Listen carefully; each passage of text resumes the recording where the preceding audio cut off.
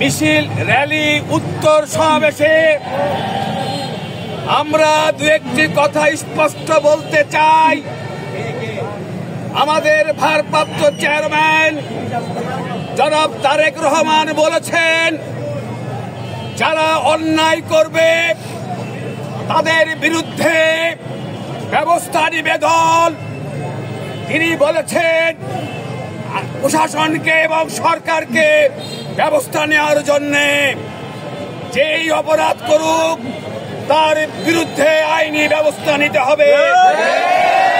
যদি আমাদের দল বিএনপি এই ব্যবস্থা নিতে বাধা দেয় তখন বলবেন আপনারা যে আপনারা হস্তক্ষেপ করছেন।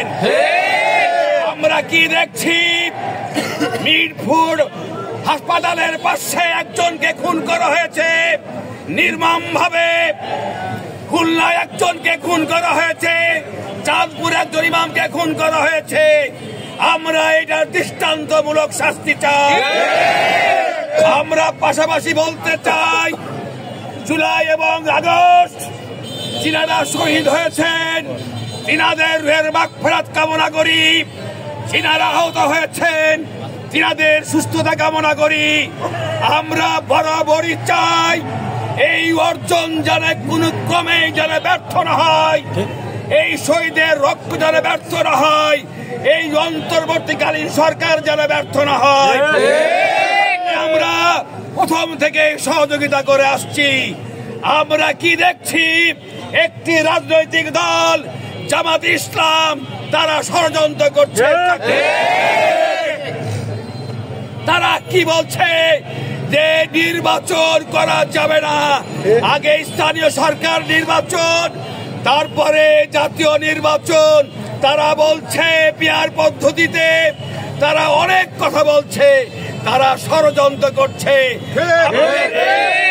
আমাদের জাতীয়বাদী দল এবং সমমনা দলগুলো 16 বছর যাবৎ এই নির্বাচনের জন্য আন্দোলন করেছে।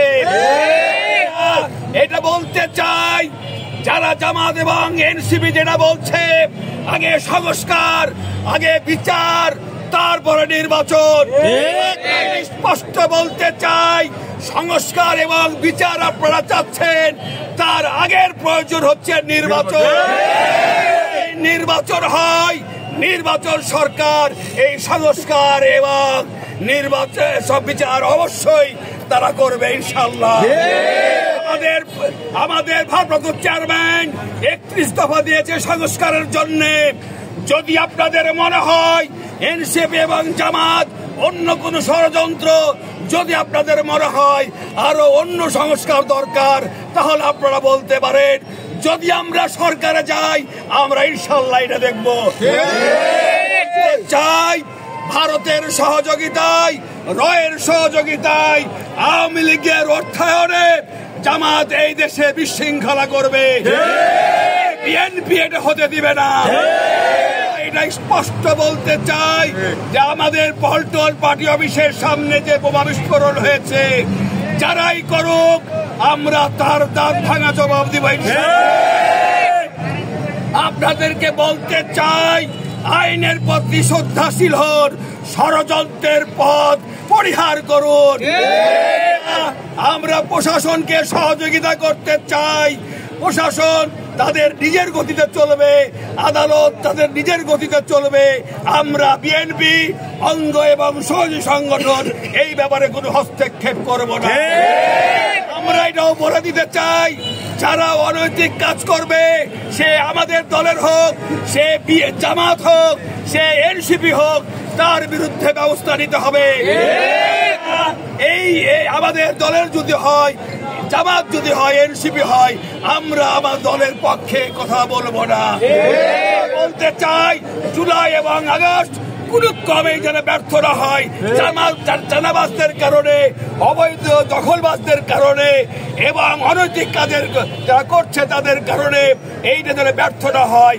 এই জন্য আমি এই দেশের সচেতন নাগরিককে বলতে চাই, সাংবাদিককে বলতে চাই, প্রশাসনযন্ত্রকে বলতে চাই, আমাদের দলের এটা আমাদের অনুরোধ, আপনারা যারা ষড়যন্ত্র করছে তাদের বিরুদ্ধে ব্যবস্থা নেন।